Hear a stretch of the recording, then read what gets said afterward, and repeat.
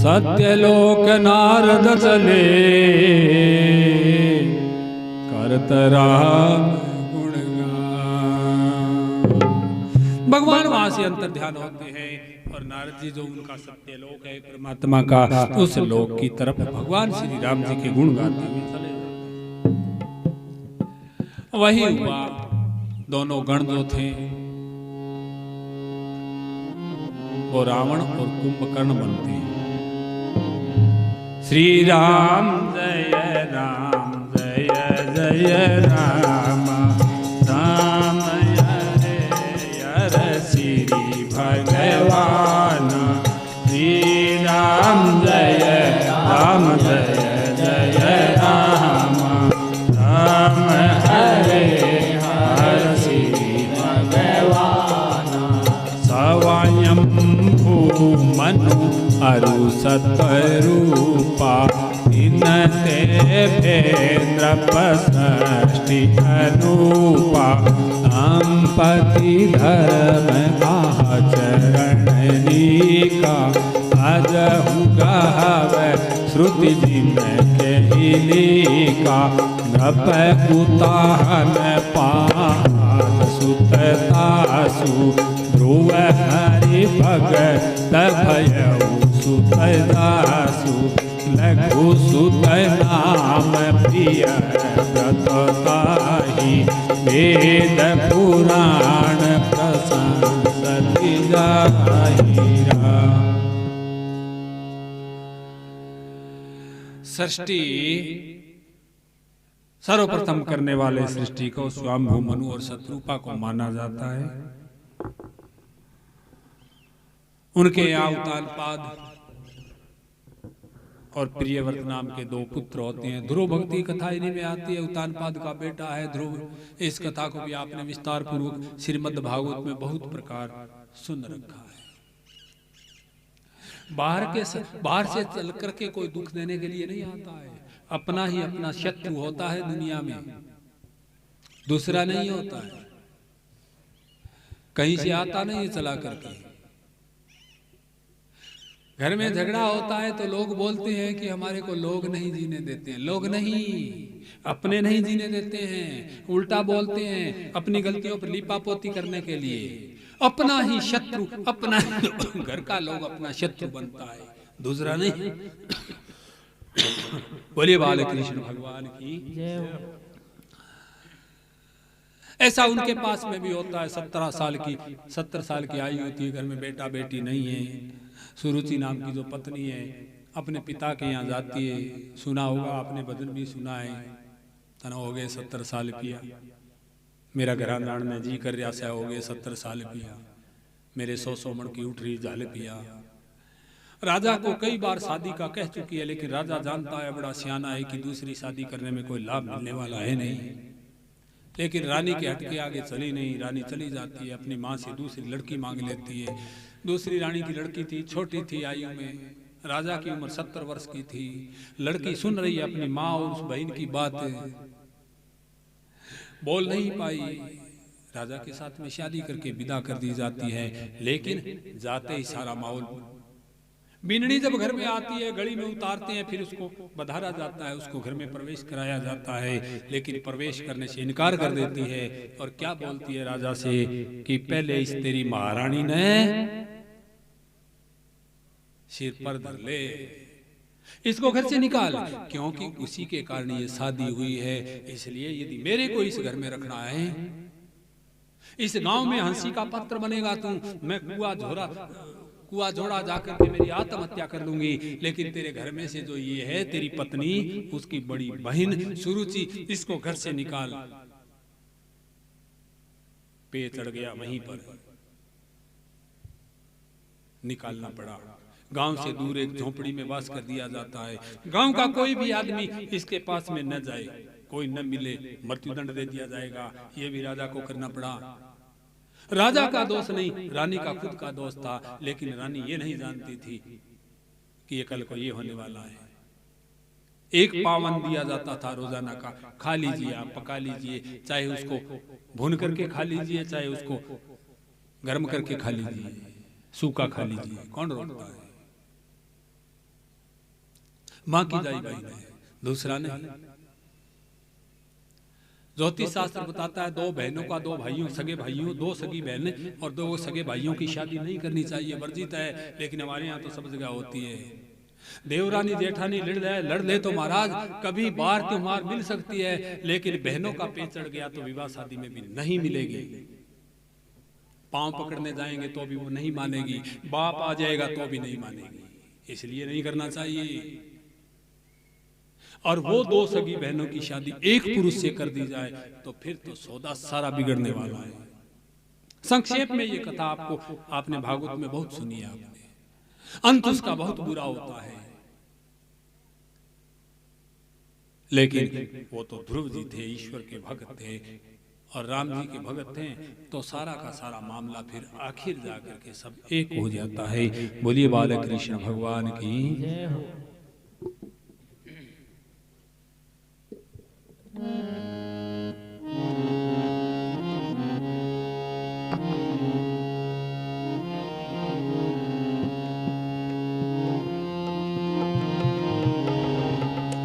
उन्होंने वरदान मांग लिया कि प्रभु आपके तपस्या की और मनुष्य रूपा ने वरदान मान लिया। दूसरे रूप में थे, वो कश्यप अदिति के रूप में थे, उस रूप में नहीं थे। वरदान मांग लिया, भगवान प्रसन्न हुए, वरदान मांगा कि महाराज आपके समान पुत्र चाहिए। भगवान ने कहा मेरे समान तो मैं ही हो सकता हूँ, दूसरा कोई हो नहीं सकता है, इसलिए मैं ही आपके पुत्र रूप के अंदर आऊंगा। इस जन्म में वो दशरथ और कौशल्या बन जाते हैं और भगवान श्री राम जी के रूप में भगवान उनके घर निवास करते हैं। बोलिए बालकृष्ण भगवान की। श्री राम जय राम जय जय राम, श्री राम जय राम जय जय राम, राम जय हर श्री भगवान, राम हरे हरे श्री भगवान, श्री राम जय राम जय जय राम, श्री राम जय राम जय जय राम, श्री राम जय राम जय जय राम, श्री राम जय राम जय जय राम, श्री राम जय राम जय जय राम।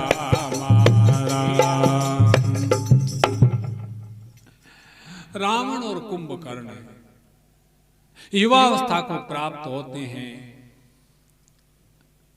हाहाकार दुनिया में फैला दिया उन्होंने, सब धर्म कर्म बंद करवा दिए, किसी भी प्रकार का यज्ञ आदि न हो, ऐसा हो उनका जो राज्य था।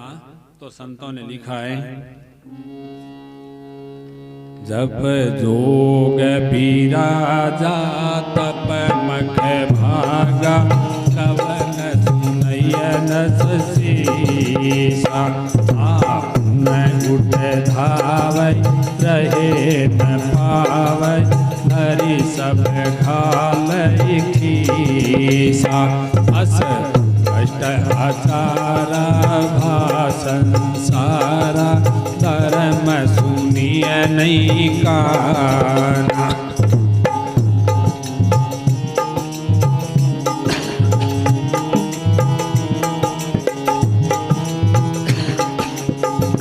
यही भऊ विधिता सही देश निकासै, जो कह वेद पुराना।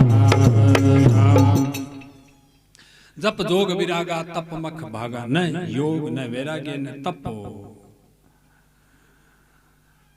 और जहां भी यज्ञ हवन होते हैं, सत्संग होती हैं, तो रावण को पता चलता है तो दौड़ करके जाता है, आप पुनि उठ धावई, स्वयं चला जाता है,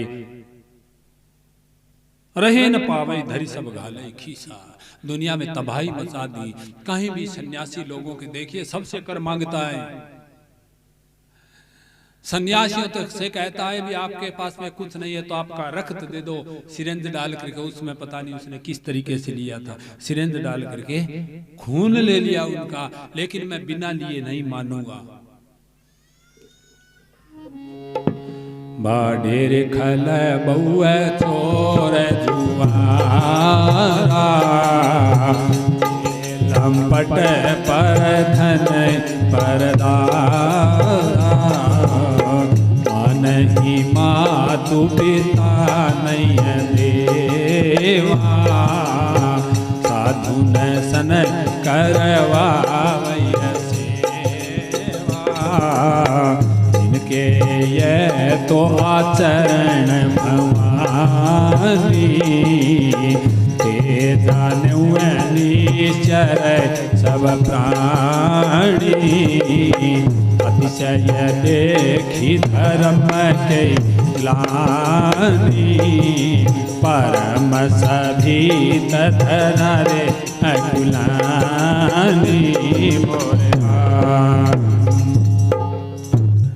बाडे खलच बहु चोर जुआरा, जे लंपट पर धन पर दारा, मानई मात पिता नहीं देवर, साधु शंकर वावे से। ऐसे लोग हुए जिनको संतों ने लिखा है कि सब के सब ये निश्चिर है, पापी हैं।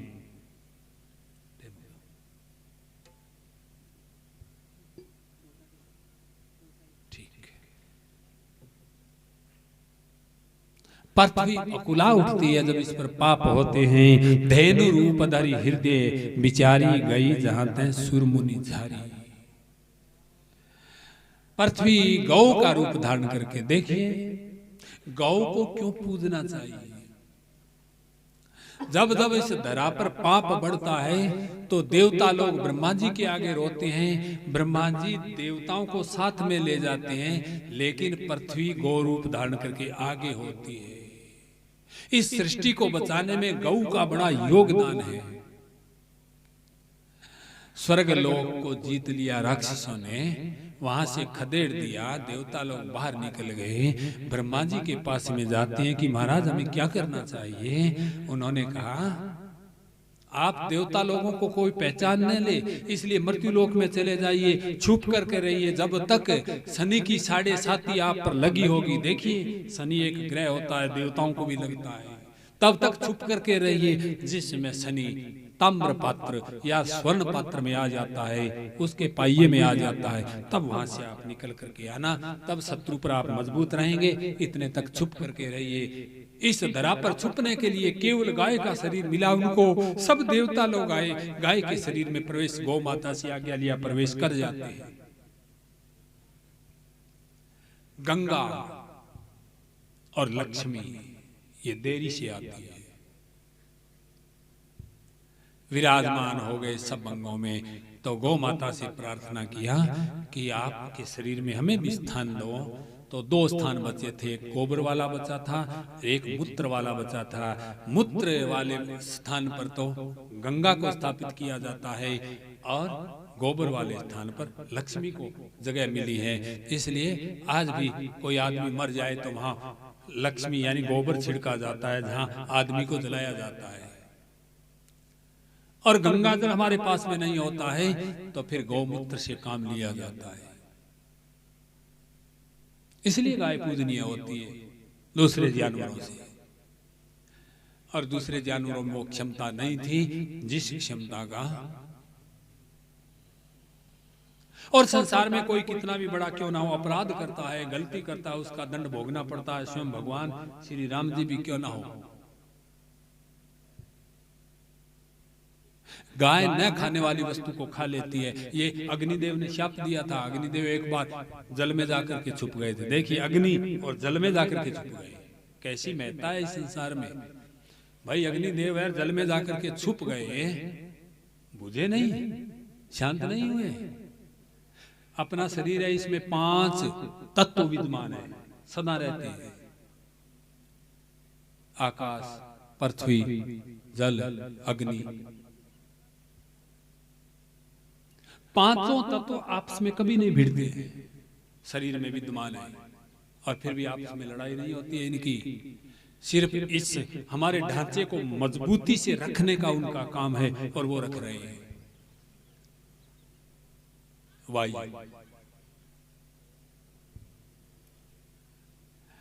गाय ने बता दिया कि अग्नि देवता यहाँ छुपे हुए हैं।